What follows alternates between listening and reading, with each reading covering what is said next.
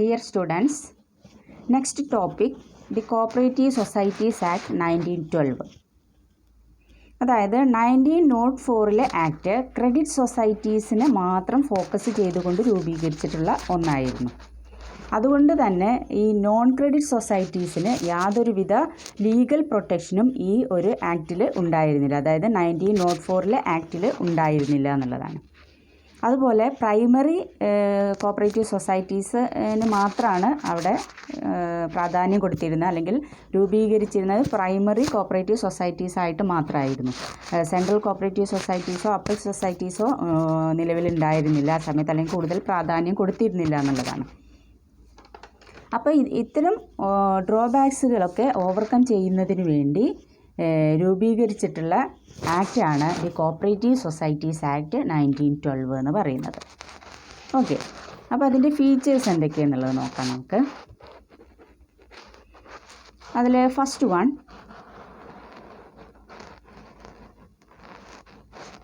Any society which aimed at the promotion of the economic interest of its members could be now established and registered. അതായത് സൊസൈറ്റീസിലെ മെമ്പേഴ്സിൻ്റെ economic interest promote ചെയ്യാൻ ഏത് തരം സൊസൈറ്റീസും രൂപീകരിക്കാം. അതായത് primary മാത്രമല്ല, സെൻട്രലും upper സൊസൈറ്റികളൊക്കെ രൂപീകരിക്കുക എന്നുള്ള ഒരു provision ഈ ഒരു ആക്ട് നിലവിൽ വന്നതോടെ ഉണ്ടായി എന്നുള്ളതാണ്. നെക്സ്റ്റ് പറയുന്നത്, cooperatives were classified as limited liability society and unlimited liability society. ഇതിൽ കോപ്പറേറ്റീവ്സിനെ ലയബിലിറ്റിയുടെ ബേസിൽ രണ്ടായിട്ട് ഡിവൈഡ് ചെയ്തിട്ടുണ്ട്. ഏതൊക്കെയാണ്? ലിമിറ്റഡ് ലയബിലിറ്റി സൊസൈറ്റി എന്നും അൺലിമിറ്റഡ് ലയബിലിറ്റി സൊസൈറ്റി എന്നും പറഞ്ഞിട്ട് രണ്ടായിട്ട് ഡിവൈഡ് ചെയ്തിട്ടുണ്ടായിരുന്നു. 1904 ആക്റ്റിൽ ഈ കോപ്പറേറ്റീവ്സിനെ രണ്ടായിട്ട് ഡിവൈഡ് ചെയ്തിട്ടുണ്ടായിരുന്നു. അത് എങ്ങനെയായിരുന്നു? റൂറൽ സൊസൈറ്റീസ് എന്നും അർബൻ സൊസൈറ്റീസ് എന്നും പറഞ്ഞായിരുന്നു മുന്നത്തെ ആക്റ്റിൽ ഡിവൈഡ് ചെയ്തിട്ടുണ്ടായിരുന്നു. എന്നാൽ ഇവിടെ ലയബിലിറ്റിയുടെ ബേസിലാണ് കോപ്പറേറ്റീവ്സിനെ ഡിവൈഡ് ചെയ്തിരുന്നത്. Next, the liability of central societies was to be limited while that of the members of rural credit societies was to be unlimited. അതായത് സെൻട്രൽ സൊസൈറ്റിയുടെ ലയബിലിറ്റി എപ്പോഴും ലിമിറ്റഡ് ആയിരിക്കും. അതുപോലെ റൂറൽ സൊസൈറ്റിയുടെ ലയബിലിറ്റി അൺലിമിറ്റഡും ആകണം എന്നുള്ളത് ഇതിൻ്റെ വേറൊരു പ്രൊവിഷനായിരുന്നു. അപ്പോൾ എന്താണ്? സെൻട്രൽ സൊസൈറ്റിയുടെ ലയബിലിറ്റി എന്ന് പറയുന്നത് ലിമിറ്റഡ് ആയിരിക്കും, റൂറൽ സൊസൈറ്റിയുടേത് അൺലിമിറ്റഡും ആയിരിക്കും എന്നുള്ളതാണ്. Next, the maximum dividend payable to members was ₹1000. ഇവിടെ നമ്മൾ ഡിവിഡൻറ്റിൻ്റെ പ്രൊവിഷൻസ് 1904 ആക്റ്റിൽ ഡിവിഡൻറ്റ് എങ്ങനെ, അല്ലെങ്കിൽ പ്രോഫിറ്റിൻ്റെ പ്രോഫിറ്റ് ഡിസ്ട്രിബ്യൂഷൻ എങ്ങനെ നടത്തണം എന്നുള്ളതിൻ്റെ പ്രൊവിഷൻസ് ഒന്നും തന്നെ ഇല്ലായിരുന്നു. അത് റിസർവ് ഫണ്ടിലേക്ക് ട്രാൻസ്ഫർ ചെയ്യുകയാണ് ചെയ്തിരുന്നത് 1904 ആക്ട് പ്രകാരം. റിസർവ് ഫണ്ടിലേക്ക് ട്രാൻസ്ഫർ ചെയ്യുകയായിരുന്നു ചെയ്തിരുന്നത്. എന്നാൽ ഇതിൽ പ്രോഫിറ്റ് ഡിസ്ട്രിബ്യൂഷൻ്റെ പ്രൊവിഷൻ പറയുന്നുണ്ട് എങ്ങനെയാണ്? മാക്സിമം ₹1000 വരെ മെമ്പേഴ്സിന് പ്രോഫിറ്റ് ഡിവൈഡ് ചെയ്ത് കൊടുക്കുക എന്നുള്ളതായിരുന്നു. Next, 25% of profit transferred to reserve fund. ഇതിൽ പറഞ്ഞിട്ടുണ്ട് എന്താണ്? പ്രോഫിറ്റിൻ്റെ 25% ഇതിലേക്ക് ട്രാൻസ്ഫർ ചെയ്യണം, റിസർവ് ഫണ്ടിലേക്ക് ട്രാൻസ്ഫർ ചെയ്യണം എന്നുള്ളതാണ്. 1904 ആക്റ്റിലെ full amount profit full reserve ഫണ്ടിലേക്ക് ട്രാൻസ്ഫർ ചെയ്യുകയാണ് ചെയ്തിട്ടുണ്ടായിരുന്നത്. അതിൽ പ്രൊവിഷൻസ് ഒന്നും തന്നെ പറയുന്നില്ല, എങ്ങനെ ഡിസ്ട്രിബ്യൂഷൻ എങ്ങനെയാണ് നടത്തേണ്ടതെന്നുള്ളതിനെ കുറിച്ച് പ്രൊവിഷൻ ഒന്നും തന്നെ ഉണ്ടായിരുന്നില്ല. അതുകൊണ്ട് തന്നെ റിസർവ് ഫണ്ടിലേക്ക് ട്രാൻസ്ഫർ ചെയ്യുകയാണ് ചെയ്തിരുന്നത്.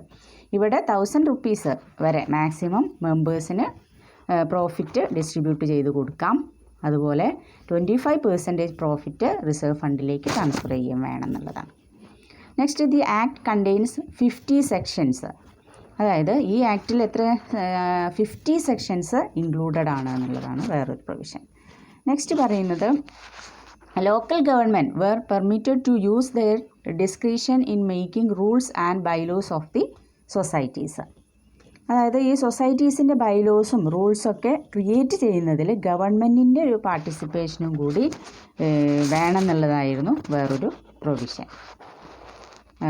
ഗവൺമെൻറ്റും കൂടി ചേർന്നിട്ടായിരിക്കണം ഇത്തരം കോപ്പറേറ്റീവ് സൊസൈറ്റീസിൻ്റെ റൂൾസ് ബൈലോസൊക്കെ ക്രിയേറ്റ് ചെയ്യുക എന്നുള്ളതായിരുന്നു ഒരു പ്രൊവിഷൻ.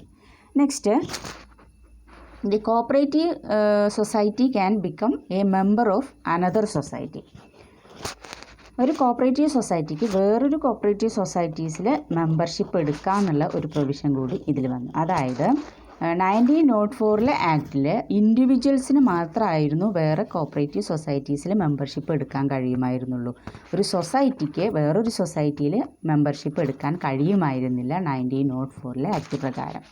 പക്ഷേ ഈ 1912 ആക്ട് വന്നതോടുകൂടി ഒരു കോപ്പറേറ്റീവ് സൊസൈറ്റിക്കും വേറൊരു കോപ്പറേറ്റീവ് സൊസൈറ്റീസിൽ മെമ്പർഷിപ്പ് എടുക്കാമെന്നുള്ള പ്രൊവിഷൻ വന്നു എന്നുള്ളതാണ്. അപ്പോൾ ഇത്രയാണ് ഇതിൻ്റെ ഫീച്ചേഴ്സ് നമുക്ക് പഠിക്കാനുള്ളത്.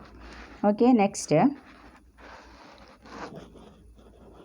Difference between cooperative credit societies act 1904 and cooperative societies act of 1912. 1904 ആക്റ്റും 1912 ആക്റ്റും തമ്മിലുള്ള ഡിഫറൻസ് എന്തൊക്കെയാണെന്നുള്ളതാണ് നെക്സ്റ്റ് നമുക്ക് പഠിക്കാനുള്ളത്. അതിൽ first one, it classified the societies into rural and urban. ഞാൻ മുന്നേ പറഞ്ഞു അല്ലേ. അപ്പോൾ 1904 ആക്റ്റിൽ സൊസൈറ്റീസിന് രണ്ടായിട്ട് ഡിവൈഡ് ചെയ്തിട്ടുണ്ടായിരുന്നു, റൂറൽ സൊസൈറ്റീസ് എന്നും അർബൺ സൊസൈറ്റീസ് എന്നും. എന്നാൽ cooperative societies act 1912 it is classified the societies on the basis of their liabilities into limited and unlimited. ഇവിടെ ലയബിലിറ്റീസിൻ്റെ ബേസിലാണ് സൊസൈറ്റീസിനെ ഡിവൈഡ് ചെയ്തിട്ടുള്ളത്. എങ്ങനെയൊക്കെയാണ്? ലിമിറ്റഡ് സൊസൈറ്റീസ് എന്നും അൺലിമിറ്റഡ് സൊസൈറ്റീസ് എന്നും രണ്ടായിട്ടാണ് ഡിവൈഡ് ചെയ്തിട്ടുള്ളത്. Next, it confined cooperative societies into primary credit societies only. കണ്ടോ, പ്രൈമറി ക്രെഡിറ്റ് സൊസൈറ്റീസ് ആയിട്ട് മാത്രമാണ് ഈ 1904 ആക്ട് പ്രകാരം കോപ്പറേറ്റീവ് സൊസൈറ്റീസുകൾ രൂപീകരിച്ചിരുന്നത്. അല്ലെങ്കിൽ പ്രൈമറി ക്രെഡിറ്റ് സൊസൈറ്റീസ് മാത്രമാണ് നിലവിലുണ്ടായിരുന്നത്. 12 ആക്ടിൽ പറയുന്നത് it provide for the first time for the registration of central societies. ഈ ആക്ട് പ്രകാരം സെൻട്രൽ സൊസൈറ്റീസും അതുപോലെ അപ്പെക്സ് സൊസൈറ്റീസുകളൊക്കെ രജിസ്റ്റർ ചെയ്യാമെന്നുള്ള പ്രൊവിഷൻ നിലവിൽ വന്നു. Next, it was silent about the utilisation of profit. അതായത് പ്രോഫിറ്റിൻ്റെ യൂട്ടിലൈസേഷൻ അല്ലെങ്കിൽ പ്രോഫിറ്റിൻ്റെ ഡിസ്ട്രിബ്യൂഷനെ സംബന്ധിച്ചുള്ള ഒരു പ്രൊവിഷനും ഈ 1904 ആക്ടിൽ ഉണ്ടായിരുന്നില്ല എന്നുള്ളതായിരുന്നു, സൈലൻ്റ് ആയിരുന്നു എന്നുള്ളതാണ്. അപ്പോൾ അതുകൊണ്ട് തന്നെ ആ പ്രോഫിറ്റ് റിസർവ് ഫണ്ടിലേക്ക് ട്രാൻസ്ഫർ ചെയ്യുകയാണ് ചെയ്തിരുന്നത്. 1912 ആക്ടിൽ പറയുന്നത് it suggested that 25% of net profit must be carried over the reserve fund of the society. ഇതിൽ 25% നെറ്റ് പ്രോഫിറ്റിൻ്റെ 25% റിസർവ് ഫണ്ടിലേക്ക് ട്രാൻസ്ഫർ ചെയ്യണം എന്നുള്ളതാണ് 1912 ആക്ട് പറയുന്നത്. അതുകൂടാതെ എന്താണ്, 1000 rupees, മാക്സിമം 1000 rupees വരെ പ്രോഫിറ്റ് ഈച്ച് മെമ്പേഴ്സിന് കൊടുക്കുക എന്നുള്ളതായിരുന്നു. Next, no provision for organisation of societies other than credit. അതായത് no provision for organisation of societies other than credit. അത് ക്രെഡിറ്റ് സൊസൈറ്റീസ് അല്ലാതെ ഇത്തരം സ്ഥാപനങ്ങൾ